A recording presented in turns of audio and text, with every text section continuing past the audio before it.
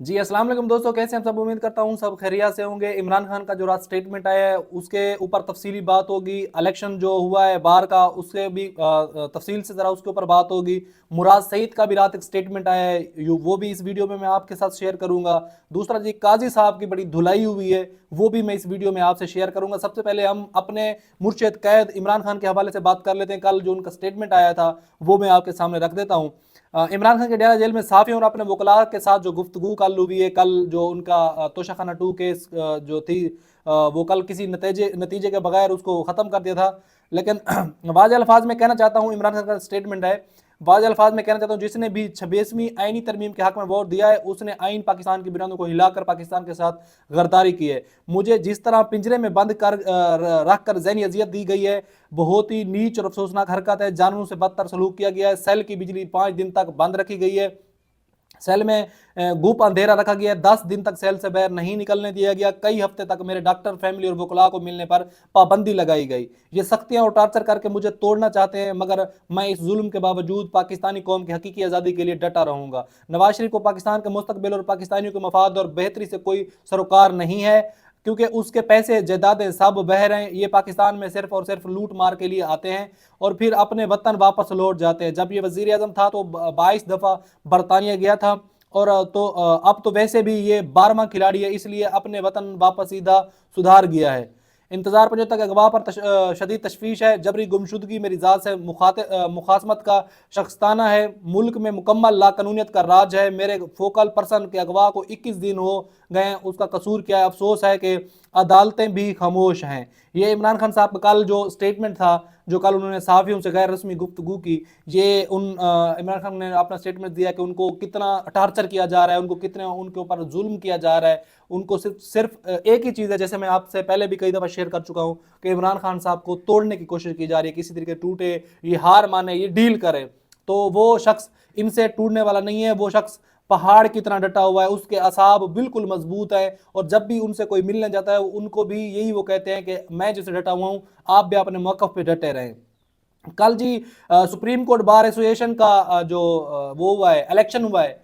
जैसे 8 फरवरी का इलेक्शन हुआ है, 8 फरवरी का इलेक्शन चलो पाकिस्तान का इलेक्शन था, एक बदतरीन इलेक्शन कराया गया। उससे भी ज्यादा जो कल सुप्रीम कोर्ट बार का जो इलेक्शन हुआ है उसके नतीजे पहले से ही ऑलरेडी तैयार किए हुए थे। इलेक्शन तो एक फर्जी तौर करा रहे थे, और पूरा पाकिस्तान जानता है जब सेटअप इनके हाथ में है, जब मुक्तदरा और सब कुछ इनके हाथ में है, तो फिर इनको टेंशन नहीं है कि कहीं इलेक्शन लड़ें, कहीं ये कोई जो तरमीम लेकर आए, कोई और बिल पास कराना चाहें। दो तिहाई अक्सरियत इनके पास मौजूद है, कुछ भी करा सकते हैं। मैं ज़रा वो तफसील आपके सामने रख देता हूँ। ज़राए के मुताबिक सुप्रीम कोर्ट बार के सदारती इंतखाबात के गैर हतमी नतज के मुताबिक आसमान जंगीरी ग्रुप के सदर मियाँ रऊफ़ अता ने मैदान मार लिया, जबकि प्रोफेशनल ग्रुप के मुनीर अहमद खान काकड़ दूसरे नंबर पर रहे। वज़ीर आज़म शहबाज शरीफ और वज़ीर कानून आज़म नज़ीर तारा ने सुप्रीम कोर्ट बार एसोसिएशन के इंतखाबात में कामयाबी पर ग्रुप के तमाम कैदीन को मुबारकबाद दी। मुबारकबाद देना तो बनती है, क्योंकि नतज आपके सामने ऑलरेडी पहले से बने हुए थे। मुख्तलिफ वीडियो में भी देखा जा सकता है कितनी बेईमानी और कितनी धांधली ज़्यादा इलेक्शन हो रहे हैं। फिर ये इसके ऊपर जो इनके जो यूँ समझे जो लौंडे लपाड़े हैं, जब वो टीवी पे टॉक शो कर रहे होते हैं तो वो ऐसे बता रहे होते हैं जैसे ये सारे जितने भी लोग हैं यहाँ पे जमजम से धुले हुए हैं। अच्छा, अपने एक बयान में वज़ीर आज़म ने कहा कि उम्मीद हूँ कि नौ मुंतखब सदर मियाँ रऊफ़ अता समेत तमाम उहदेदारान बार को वकला की फलाह व बहबूद के लिए मिशन को जारी रखेंगे। बातें ऐसी कि जैसे अल्लाह जाने के, जैसे पाकिस्तान के जितने भी दुख दर्द हैं वो इन्हीं लोगों के पास है। उन्होंने कहा कि वकला बिरादरी 6वीं आईनी तरमीम पर अमल दरामद, आइन और पार्लिमान की बालादस्ती के लिए अपना मस्बत किरदार अदा करेगी। उनका कहना था कि उम्मीद है नौ मुंतखब उहदेदारान वकला बिरादरी के मसाइल के हल समेत अहम कानूनी व अदालती मामलात में मस्बत और मुअस्सर किरदार अदा करेंगे। वज़ीर कानून सेनेटर आजम नज़ीर तारा ने भी सुप्रीम कोर्ट बार एसोसिएशन का सदारती इंतखाब जीतने पर आसमान जंगीरी ग्रुप के सरबराह एहसन भवन को मुबारकबाद पेश की।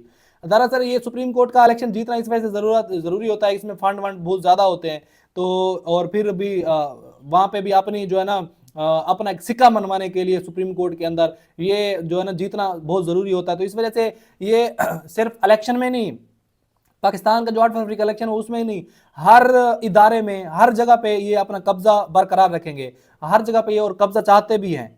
उन्होंने कहा कि इंडिपेंडेंट ग्रुप ने हमेशा सुलू की सियासत की और आइन और कानून बालादस्ती पर कायम रहा। पाकिस्तान की सबसे बड़ी बार एसोसिएशन के इंतखाबात में तरीक साज कामयाबी पर ग्रुप के तमाम कैदीन को मुबारकबाद पेश करता हूँ।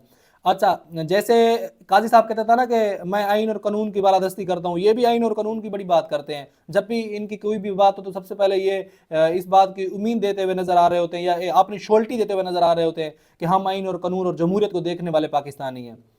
वफाकी वज़ीर इत्तलात और नशरियात अता तारा ने अपने बयान में मियां रऊफ अता को मुबारकबाद देते हुए कहा कि वकला बिरादरी ने एक बेहतरीन शख्स को सुप्रीम कोर्ट बार एसोसिएशन का सदर मुंतखब किया।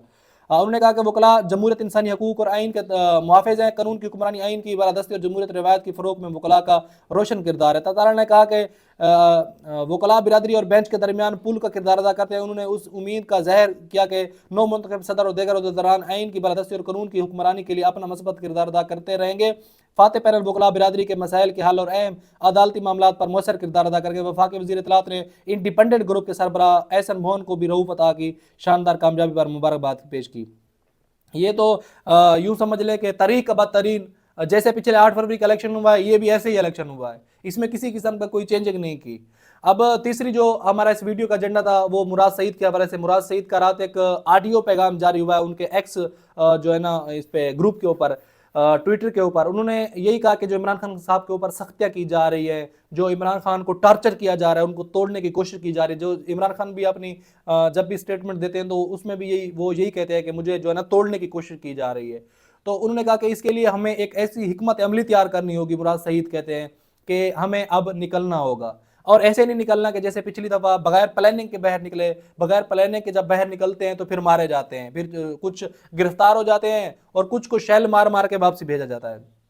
तो अब मुराद सईद कह रहे हैं कि अब जब भी हम निकलेंगे तो पूरी प्लानिंग के साथ निकलेंगे, और जितनी भी पाकिस्तान तहरीक इंसाफ की लीडरशिप है वो इस प्लानिंग को सही से जो है ना अवाम को भी गाइड करेगी और सही से प्लानिंग करके बाहर निकलेंगे ताकि इनके ऊपर प्रेशर बढ़े। और ये हुकूमत ज़्यादा देर नहीं टिकेगी, भले भी जितना ये काबिज कर ले, जितने भी चीज़ों के ऊपर कब्जा कर ले, इदारों के ऊपर कब्जा कर ले, सुप्रीम कोर्ट के ऊपर तो इन्होंने फुल अपने कदम जमा चुके हैं। अब क्या रह गया सुप्रीम कोर्ट के अंदर, लेकिन फिर भी ये डरे हुए हैं। इनको पता है कि इनकी पोजीशन नहीं है, इनको पता है कि ये मैंडेट चोरी से आए हैं, इनके पास मैंडेट नहीं है कि ये अवाम को हैंडल कर सकें, या फिर ये जो ताकत का ओरिजिनल सर चश्मा होता है वो उस मुल्क की आवाम होती है। तो बेसिकली ये आवाम को तो कंट्रोल नहीं कर सकते। अगर आवाम को कंट्रोल कर सकते तो जो इसके साथ हुआ है काजी फैजीसा के साथ, वो भी आपके सामने मैं रख देता हूँ। काजी साहब को जो है ना ओवरसीज पाकिस्तानियों ने गालियां दी, धमकियां दी, धक्के दिए, इतना जलील किया। और जलालत इन लोगों का हक है, और जो लानत होती है ना वो मुस्तहिक बंदे को ढूंढ लेती है, वो दुनिया के किसी कोने में भी हो। जब आप पाकिस्तान के अंदर बदतरीन फैसले करेंगे, जब आप पाकिस्तान के अदलिया को कमज़ोर करने की कोशिश करेंगे, जब आप एक साइड पे मुतनाज़ साइड पे आप खेल रहे होंगे, जब आप दूसरी साइड वाले बंदे को क्रश करने की कोशिश कर रहे होंगे जो मैदान में है, जिसके मुकाबले आप मैच खेल रहे हैं, तो फिर आपको कभी भी तारीख माफ़ नहीं करेगी, और तारीख कभी भी किसी को माफ़ नहीं करती। वक्त जो है ना गुजर जाता है, पैसा जिस पैसे के लिए या जितना ये पैसे के लिए सब कुछ किया जाता है, तो ये तो पैसा तो बैंकों से ही पाकिस्तानियों का ईमान बिकने में ज़रा सी देर लगती है।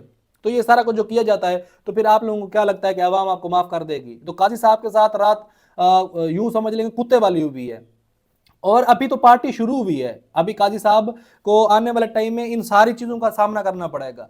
मियाँ साहब को जूता पड़ा था, 3 दफ़ा वज़ीर आज़म रह चुके हैं पाकिस्तान के, चौथी दफ़ा बनने आए तो जो कबूतर उड़ा के फिर चले गए, क्योंकि उनके खुद के तोते उड़े थे जब रिजल्ट आया इलेक्शन का।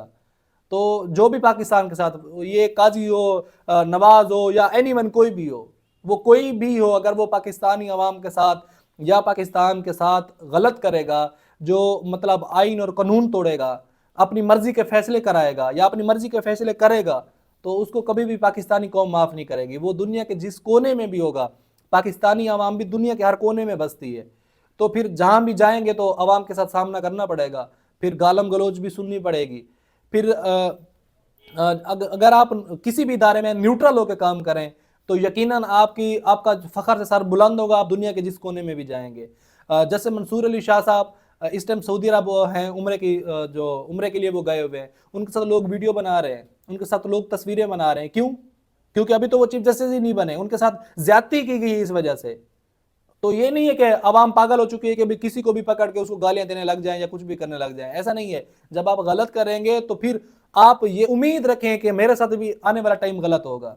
आप कहीं एयरपोर्ट पे होंगे, आप फैमिली के साथ होंगे, قاضی صاحب کو ہم نے دیکھا تھا کہ وہ جب اسلام آباد ڈونٹ لینے گئے تھے تو وہاں کیا ہوا تھا.